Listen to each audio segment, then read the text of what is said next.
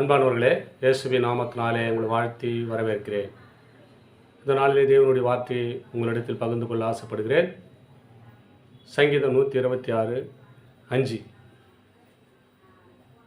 கண்ணீரோடு விதைக்கிறவர்கள் கெம்பீரத்தோடு அறுப்பார்கள்.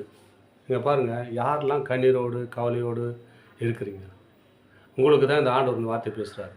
கண்ணீரோடு ஒரு விவசாயி எதனா கஷ்டப்பட்டு கண்ணீரோடு விதைக்கிறாரு. அந்த கண்ணீரை ஆண்டவர் பார்க்குறாங்க, 100 மடங்காக அவருக்கு ஆசீர்வாதத்தை கொடுக்குறாரு.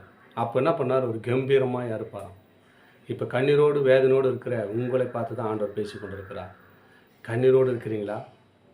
கம்பீரத்தோடு வாழ போகிறீங்க, சமாதான சந்தோஷத்தோடு வாழ போகிறீங்க.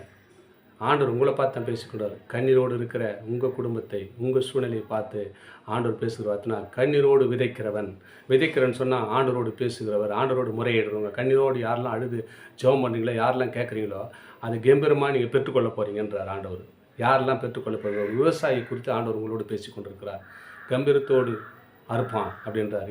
எப்பொழுதுன்னு சொன்னால், அவன் விதைக்கும் போது கஷ்டப்பட்டு கண்ணீரோடு விதைக்கிறான். என்ன நடக்குமோ நடக்காதோ, ஆசை நமக்கு இந்த விவசாயம் இதில் அறுவடைக்கு நல்லா நமக்கு லாபத்தை கிடைக்குமோ கிடைக்காது என்று எதிர்பார்ப்போடு விதைக்கும் போது கண்ணீரோடு விதைக்கிறான் கஷ்டப்பட்டு. ஆனால் அறுக்கும்போது கம்பீரமான அறுவடையை காண கர்த்தர் உதவி செய்தார். உங்கள் வாழ்க்கையில் கஷ்டத்தோடு கண்ணீரோடு இருக்கிறீங்களா?